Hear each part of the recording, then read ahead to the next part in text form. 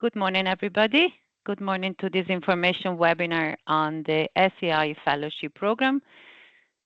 People are in the process of joining, so we're just going to wait another minute or two before we kick off. So just bear with us for 1 or 2 minutes.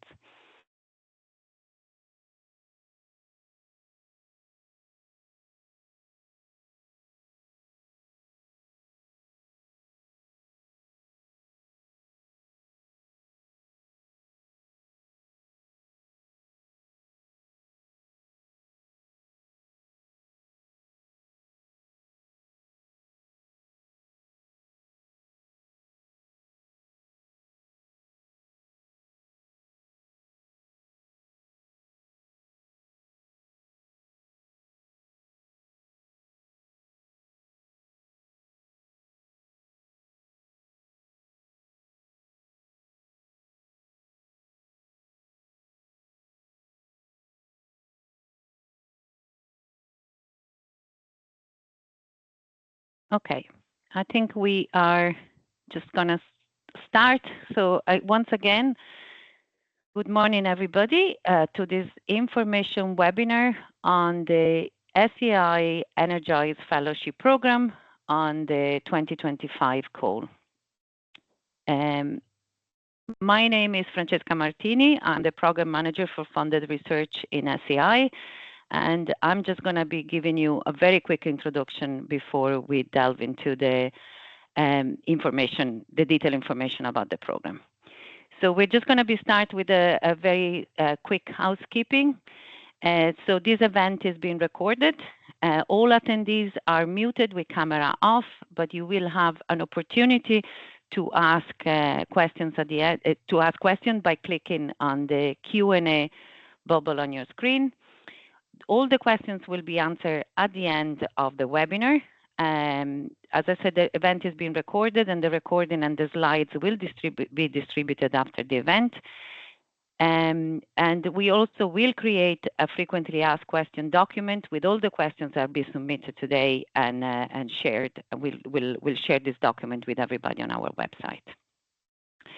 So the agenda for this webinar, after this short introduction, we will go into the program description and objectives. We will cover who can avail of the programs and the key timelines for the call. We will talk about the two different categories of fellowship, the SEAI-based ones and the academic fellowships. And we have two fellows who are going to share their experience with us. We will then cover the application process, the evaluation process, and how to submit the application. And then, as I said, we'll have at the end a Q&A session with the entire SEAI panel. As I said, your questions, you can put them in the Q&A section. So just as a quick introduction, Ireland has some very ambitious targets. We have targets to reduce the greenhouse gas emissions by 51% by 2030 and to achieve an economy-wide carbon neutrality by 2050. This requires immediate emission reduction in every sector. And meeting those targets requires really a fundamental transformation of Ireland's energy system across all sectors. SEAI plays an important role in this. We are at the heart of delivering Ireland's energy revolution by driving the replacement of fossil fuels usage in all sectors and across society. This transition faces multiple technical, economic, and social challenges. And just to cover a few, we are looking at integrating high levels of variable energy, renewable energy into the grid. We need to look at buildings, improving their energy performance. We need to look at heat and transport and decarbonizing these sectors, but we also need to look at ensuring public acceptance of the energy technologies. We need to develop a sector. Skills and workforce are needed. And in parallel to all this, we need to support the policy development that's needed to develop the sector. It is a big challenge, and to navigate this complex landscape, research plays a very vital role by help us identifying optimal pathways forward, to help us develop and validate new technology, addressing implementation barriers, understanding social behaviors, and providing evidence to support effective policy making. So when we look at the role of SEAI, when we look at delivering Ireland's energy revolution, Research and innovation are really at the core of SEAI strategy. SEAI leads and coordinates the energy research supports in Ireland through various activities.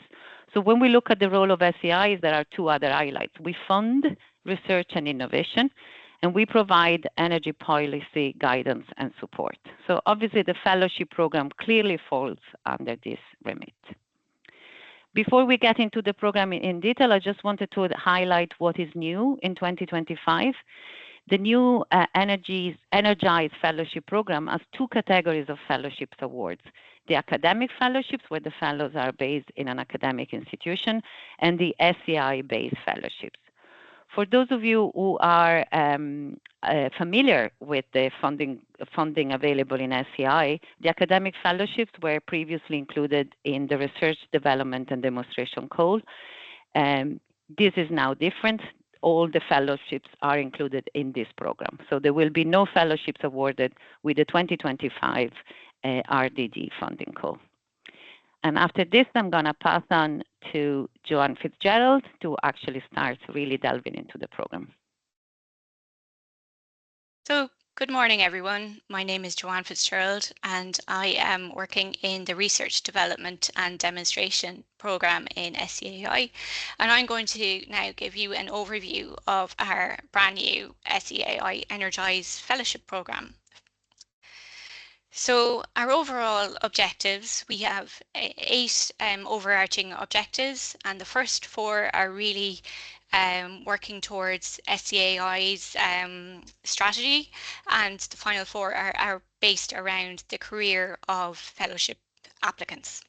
So we want to build capacity in the sustainable energy sector, enhance national capabilities and capacities at the energy policy interface.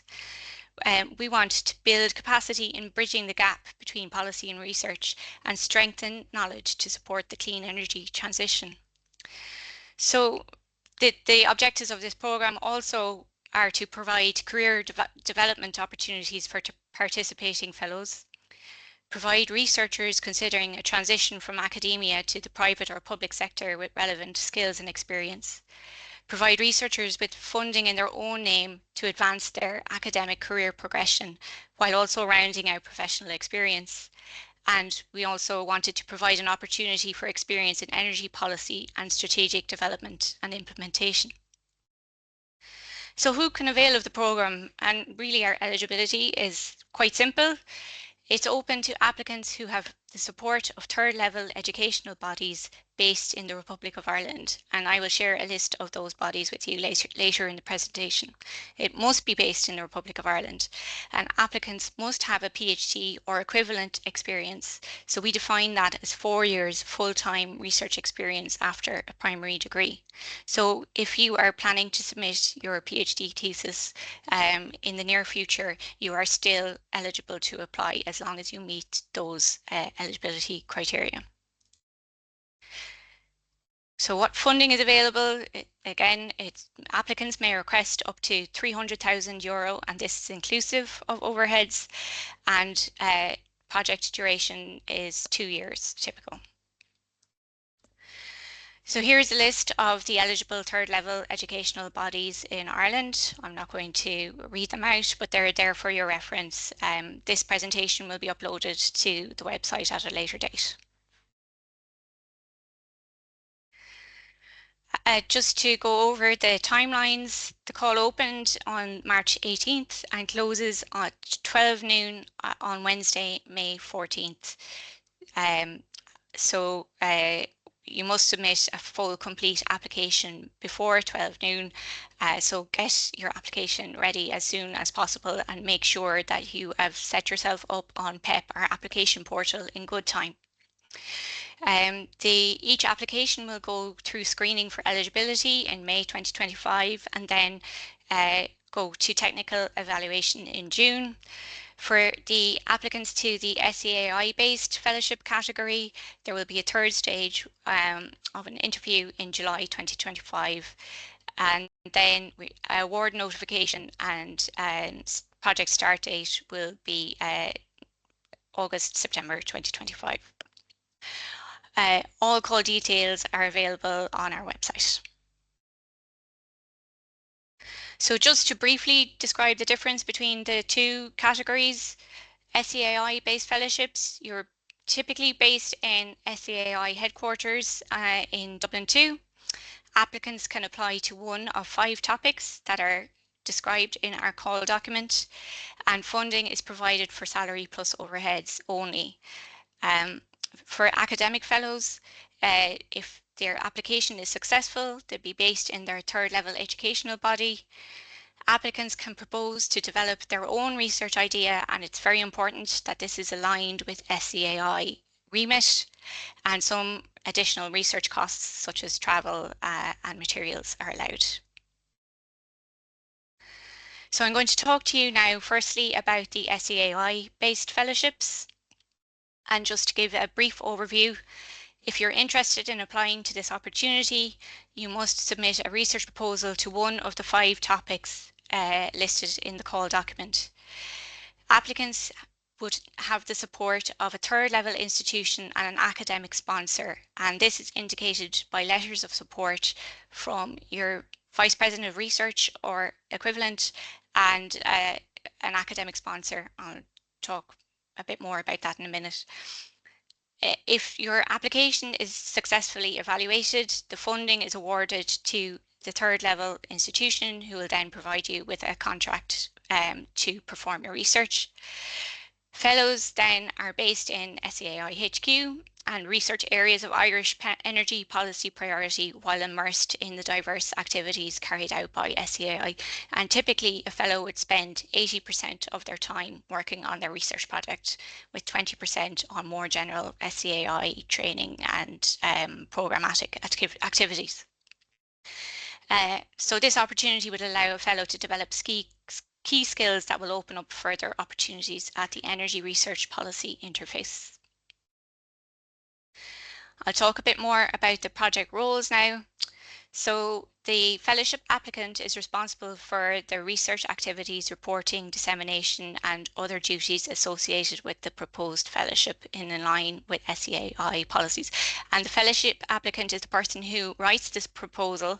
Funding will be awarded to the applicant, not to the academic sponsor, and just highlighting that because we've had queries about that in previous years.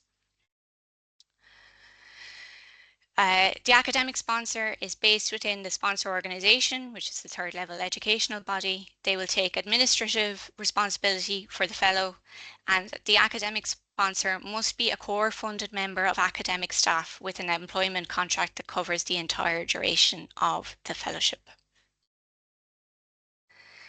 The organisation sponsor is the confirmed 3rd level educational body supporting the fellowship application, and that is indicated by a letter of support from the Vice President of Research or equivalent. And finally, the SEAI supervisor is typically the programme manager for the relevant programme in SEAI and will provide support and guidance for the duration of the fellowship. So we have 5 topics in the call this year. I'm not going to read them out, but they're all based in the Research and Policy Insights Directorate. Full topic details are available in the call document, and I really want to highlight here, please read those topic details carefully. Make sure that your proposal is addressing the objectives and the outputs indicated in that topic. And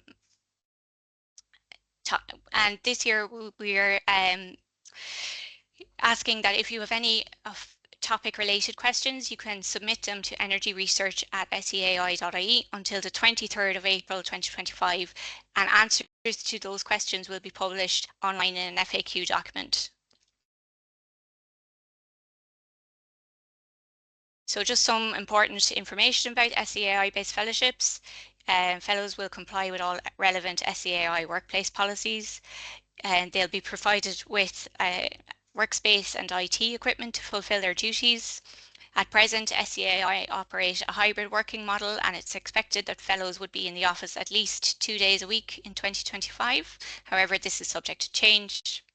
Fellowships are 2 years duration, and successful applicants will commence in Q3 2025. So I'm going to hand over now to Dr. Robert Egan, who is a fellow in the Behavioural Economics Unit in SEAI and affiliated with the Centre for Transport Research in Trinity College, Dublin. Thanks very much, Joanne.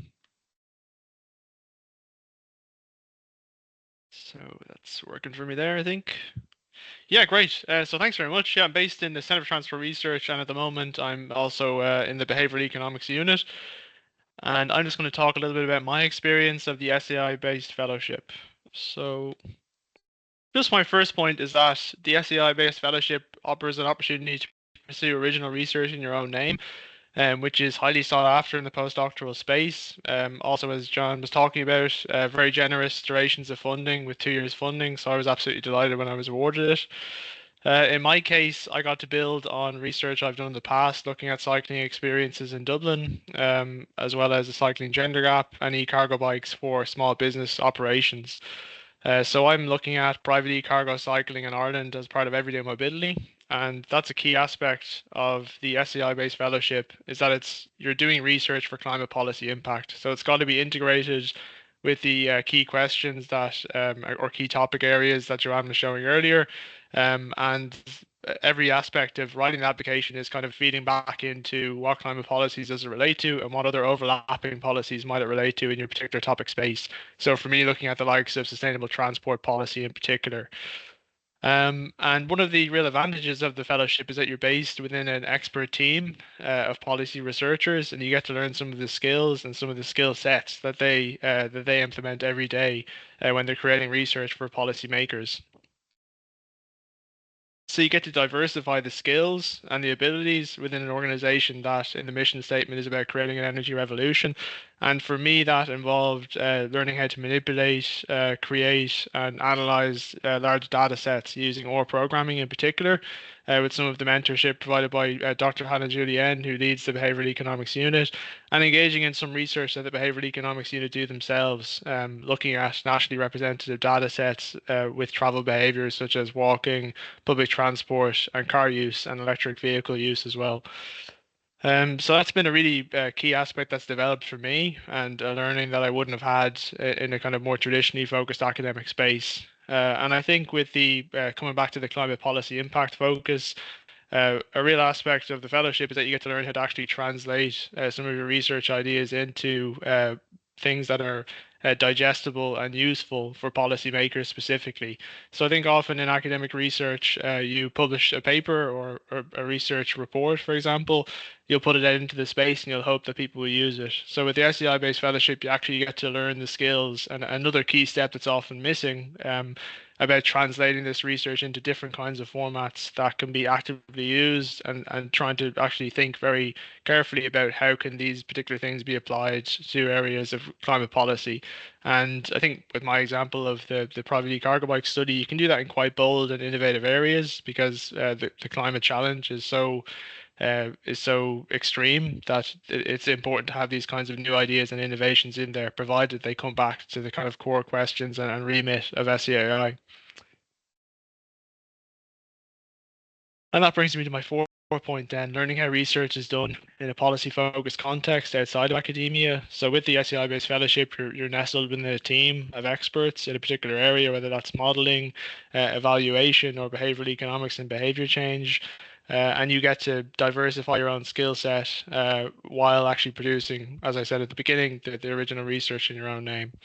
So for me, it's been a really fantastic experience, a great opportunity to build on what I've done in the past, while also trying to develop skill sets elsewhere.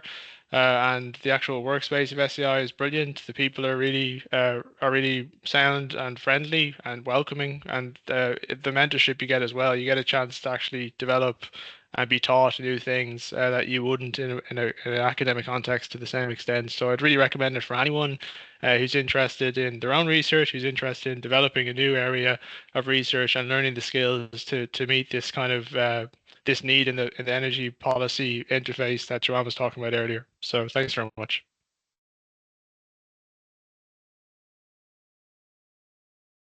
Thanks so much, Robbie. And as well as Robbie learning from SEAI, I have to say that our directors are learning from Robbie, as he has been running really great workshops in qualitative research that quite a few of us have been participating in. So thanks so much, Robbie. It's great to have you in SEAI.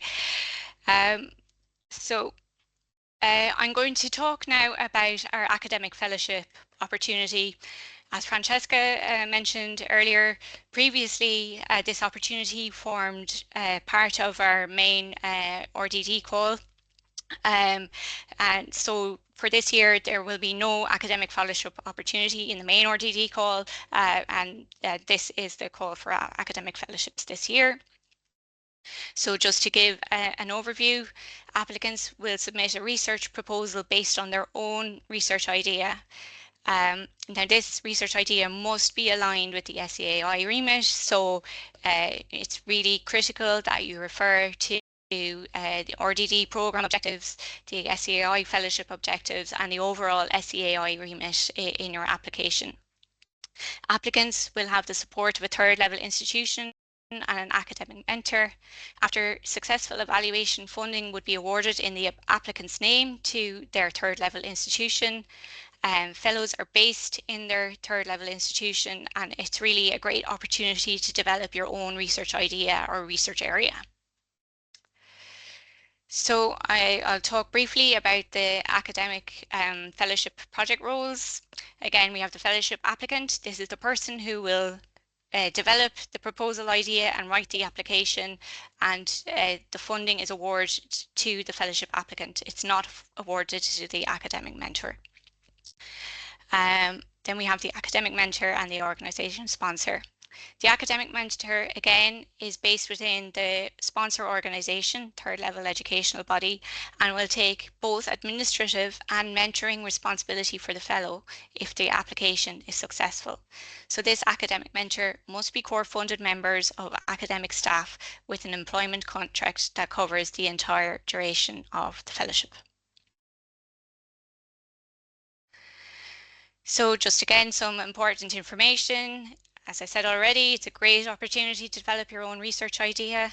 The proposal must align with SEAI remit, and you should take great care to highlight this in the application. Fellows are based in their sponsor third level educational body. Fellowships are typically 2 years in duration. Successful applicants would commence their fellowship in Q3. Up to €300,000 in funding is available, and some research costs can be requested. Please refer to the RDD budget policy, which is on the Energise Fellowship webpage. You can see below. So I'm going to hand over now to Dr. Manasa Hegde from C2 Carlow, who is a recipient of an academic fellowship award, and she will talk about her fellowship.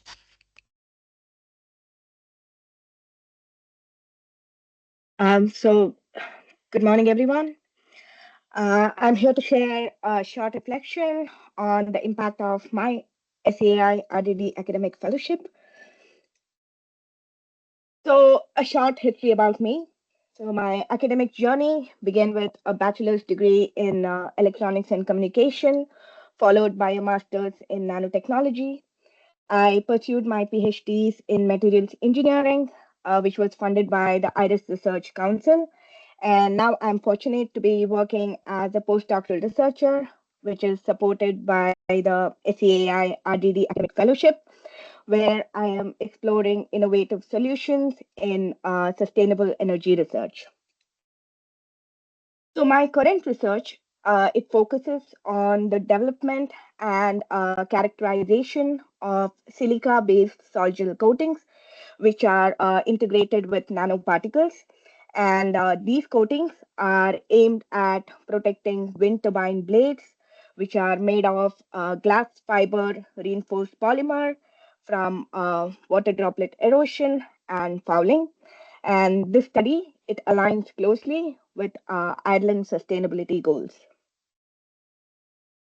So what was the main motivation for me to apply for this fellowship? So this fellowship has been a transformative stepping stone in my academic and professional journey.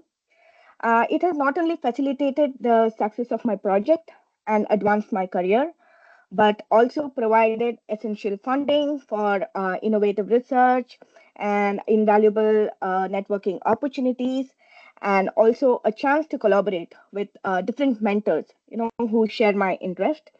And also, one positive point for me was that, unlike many other postdoctoral scholarships, which typically last only for 2 years, so this 3-year fellowship, it offered extended stability and also a greater time frame for deeper exploration and also meaningful contributions to my field. So during this fellowship, I have improved my research skills, learned new methods, and gained deeper knowledge in my field. And by attending various conferences, meeting experts, I have built strong connections and found exciting new opportunities. This experience has also helped me grow as a researcher in the energy community, making me more confident in my work. And most importantly, it has given me a base for future success, boosting both my professional and also my personal confidence. So, I have a small bit of advice for people who are considering to apply for this academic scholarship.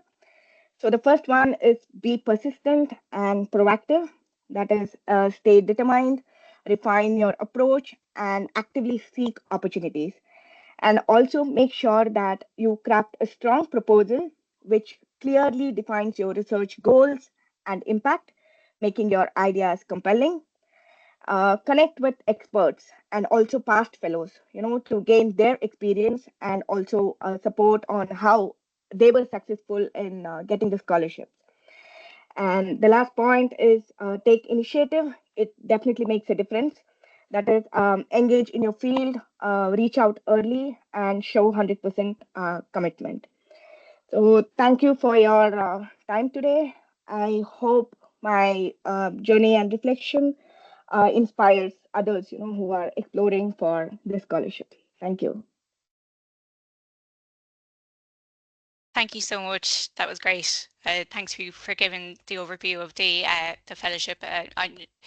So I'm just going to move on now to the application process. So the application form has 6 sections and several annexes. So I would ask you to use the call document and the application form in tandem. We've given quite a lot of guidance in the application form, but it's important to refer back to the call document when writing your application as well. The first section is centered around the fellow, their career to date and their suitability for the proposed project. Then we go on to excellence and innovation. So that's the excellence of the research idea, relevance and impact. Then there is a work plan, which is pretty typical research project work plan layout. Section 5 talks about the budget, and then we request some letters of support, as I briefly touched on already. So just to highlight that the budget layout in the application form for the SEAI-based fellowships and the academic fellowships is different. For the SEAI-based fellowships, applicants can only request their salary plus overheads. There is no, it's not possible to request other research costs such as equipment or travel.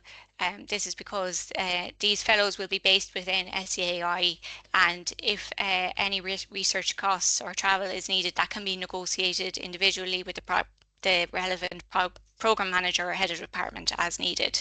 But in the application, you only request your salary, staff costs plus overhead.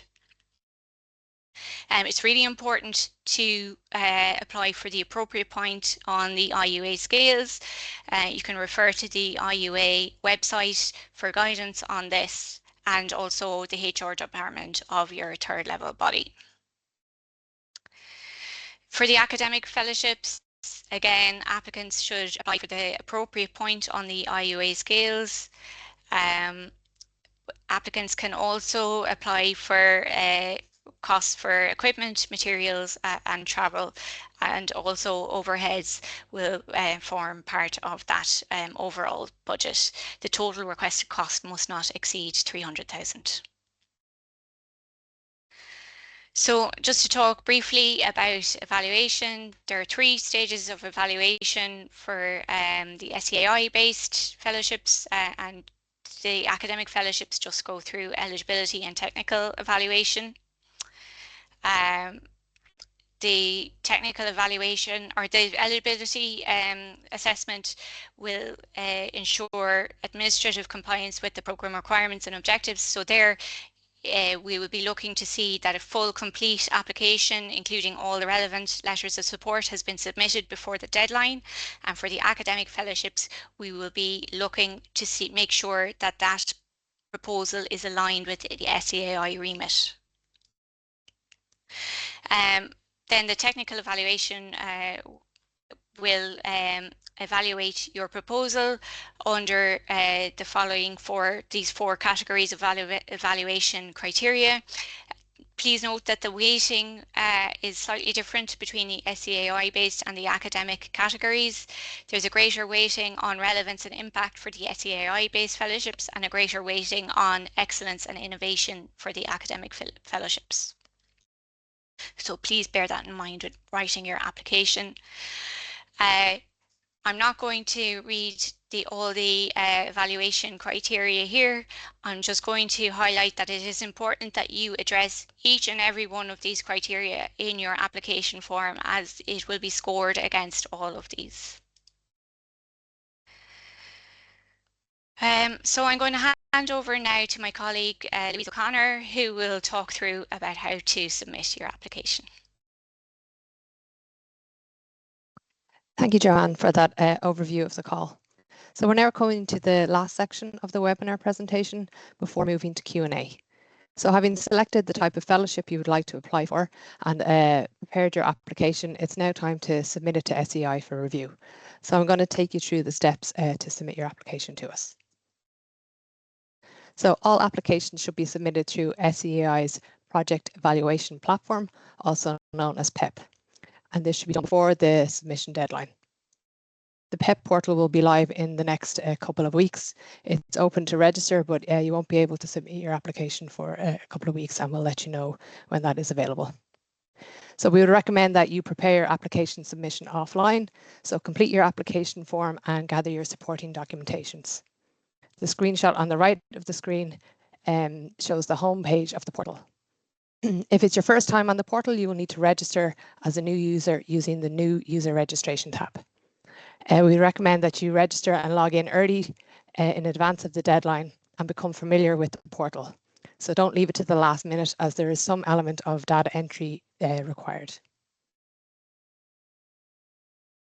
So once you have registered on the portal, click the applications in the navigation sidebar and select Pilot from the drop-down. To create the application, click the Add button as highlighted in the image below. So there are 2 sections to the application submission on the PEP portal. Section A asks for some general applicant details and project summary details. Under project type, applicants are requested to select the RDD fellowship from the drop-down list. Section B of the application submission is where applicants attach their application form and their supporting documents. Here you should upload your application form to the first section, followed by your letters of support. And just a word of warning that once you click submit, you will not be able to edit your application. So please ensure that everything is correct and in order before you upload and click submit. So a PEP guidance document will be available to download on the fellowship website after the webinar. This will provide a step-by-step guide on how to use the portal and submit your application. And again, just to note that only fully complete applications received prior to the 12 noon application deadline will be considered for evaluation. So this brings me on to our final slide, and we'd like to provide you with some tips.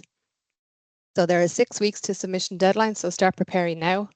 In the same vein, allow yourself sufficient time for obtaining letters of support, as signatures can often cause delays in completing your application. As mentioned before, become familiar with the PEP portal, register and log in early to avoid any technical difficulties, and don't leave it to the last minute. Be sure to review the call documents and the budget policy for answer to any queries you may have. Further details on what has been covered here today and all the relevant information is contained within these documents. Also consult the PEP guidance document, which will be uploaded to the website, as this will provide a step-by-step guide to the portal. As mentioned, we will also collate an FAQ document following the webinar, which will be available on the webpage and will be shared with those registered on the webinar today. Again, to note that only fully complete applications received in advance of the 12 noon deadline on Wednesday, the 12th of May, will progress to evaluation. There is a checklist provided within the application form to help you ensure that you have all the documents that you are required to have. In the meantime, if you have any queries, do contact us at energyresearch@seai.ie. So this concludes the presentation section of the webinar.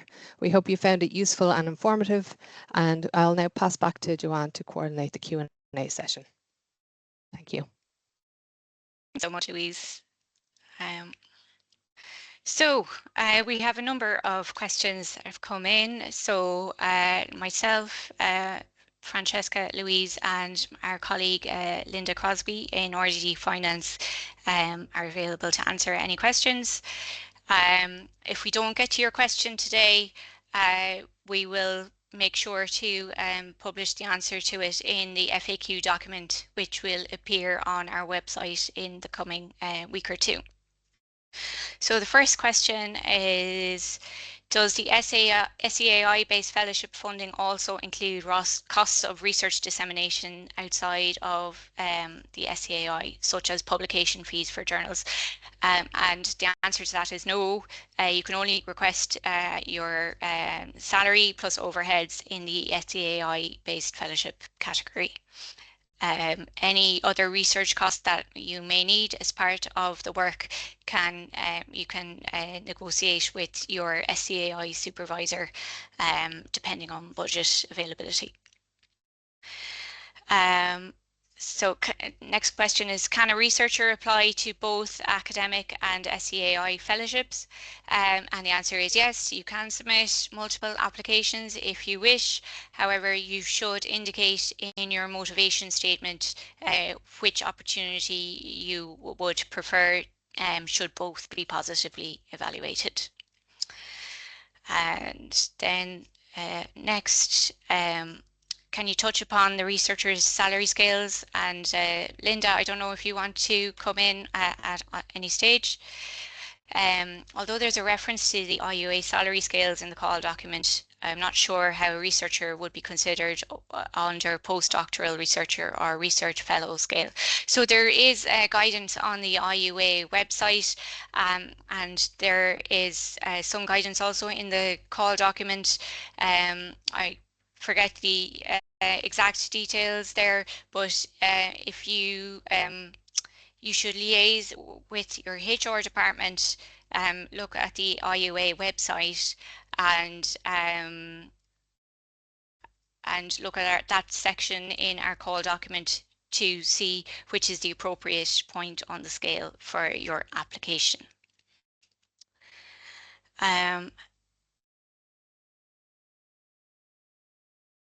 Is there any rubric for the application so the applicant will know how much weighting each section has? So I just shared the weightings between the four broad categories just now. So this PowerPoint, the slides will also be available. It's also in the call document as to how much weighting each of the evaluation criteria have. Will the use of an AI tool declaration affect the evaluation? So the answer is yes, it will, but it's not necessarily going to negatively impact your application. It depends on how that AI tool is used, but it must be disclosed in your proposal. For academic fellowships, are you supposed to already be on a contract which covers the duration of the SEAI fellowship? So the answer to that is no, not necessarily. What you need is a letter of support from your third level body that they will support your fellowship should your application be successful. So no, you don't need to already be on a contract. Would it be possible to have 2 or more mentors for the academic fellowship? And the answer to this is yes, but one of them must take on the administrative responsibility for your fellowship also.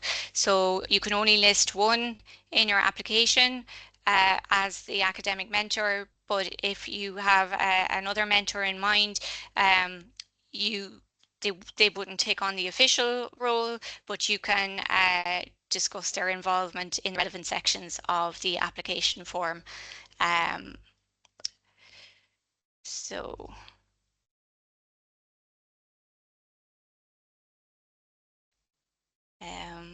Louise, do you want to take can schematics and figures be added to a proposal? Just so I'm not talking all the time. Sorry, I can't see that question. It's just, can schematics and figures be added to the application form? Yeah, they can be embedded within the application form. There's not a separate field to upload it within PEP, but if they're embedded within the application form, they can be supplied that way. Yeah. There's another question on PEP I might take. There was one asking if it was open. It's not open currently. It's open for registration, but you can't submit your application for, and we'll let you know when that becomes available. There's one on, do research offices have access to the PEP portal? Unfortunately, it's not possible for research offices to be provided access to the PEP portal, so we'd recommend that applicants engage with their research office in advance of submission. So there's another one here. Do law-related topics in the field of energy fall under the remit of the academic fellowship? And it is up to the applicant really to outline in their application how their proposal is aligned with the SEAI remit and the overall objectives of the RDD programme. But indeed, we have in the past funded projects in the social sciences and law. Our final year PhDs allowed to apply as long as you meet our eligibility criteria. So if you have 4 years of research experience and are soon to submit your PhD, then yes, you are eligible to apply.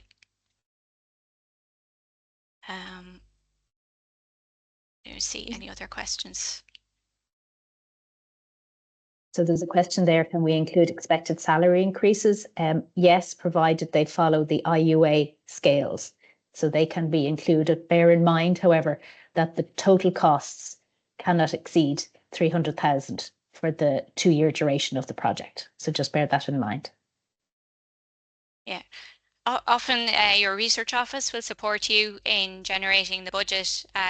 So it's best, it's a good idea to check with them as well. But yes, you should include the IUA increases into your application.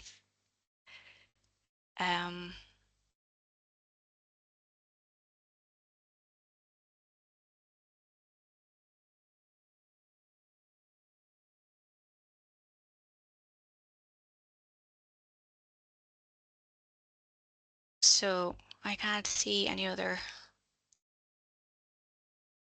questions. Can you see any other ones? Is there an opportunity for repeat applicants to outline improvements to a previous submission based on reviewer feedback? And yes, absolutely. There is, we would welcome repeat applications. I just see a few people raising their hands, so please just put your question in the Q&A chat. You won't be able to ask your questions. Yeah, thanks for that, Francesca. Are postdoctoral researchers with contracts ending in 2025 eligible to apply? And the answer to that is yes.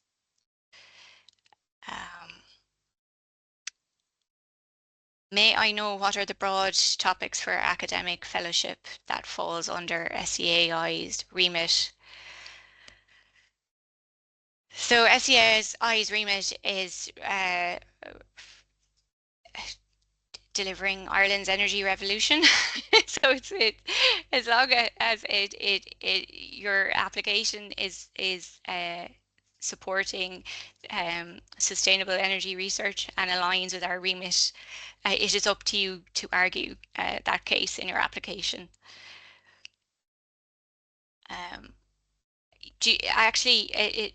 Another thing that I forgot to mention is that SEAI have an energy research database. So if you type those terms into Google, you will be able to see the types of projects that SEAI has funded, both as fellowships and as other projects in recent years. So that's a really great resource to get a sense of the type of projects that SEAI are funding.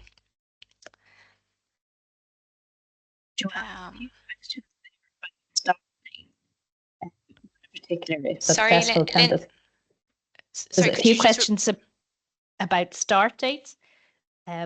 So one of them, and it might cover a few of the questions. If successful, can the start date be postponed to 2026? If you want to take that, and maybe there's other questions about postponing the start date until Q3 and Q4. Yeah, so typically when SEAI award a grant, we ask that the projects start within 3 months. If there is a need for a later start date, you can argue that in your application, but a long delay would not be possible. No, you certainly couldn't start a year later, but within a reasonable time frame, it will certainly be considered.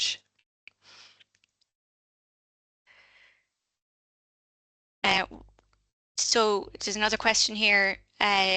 What is the difference between the two fellowships? I think if you go back through the slides, you should have a good sense. That's a question from half an hour ago. So does eligibility expire or have an upper limit after completing a PhD? And no, we don't have an upper limit, but we will assess an application to see that the academic record is appropriate to the career stage.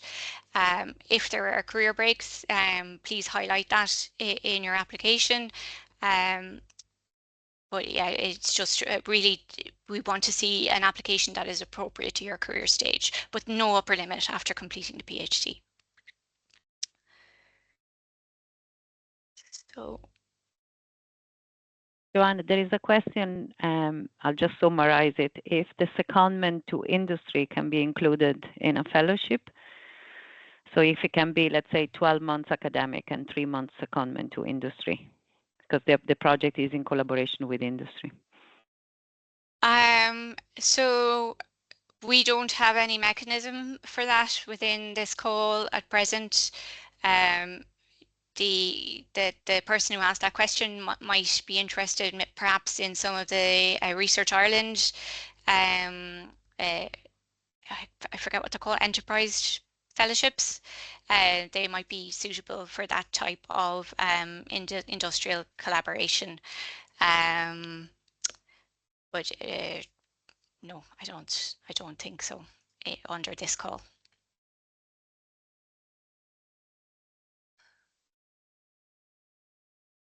So I think that's it. I think we've yeah, I think we've touched on all the questions. If we missed your question, sorry, there's quite a lot of them in the chat there or in the Q&A. We will ensure to include them in the FAQ document, so please check back. It'll be on the website in the next week or two.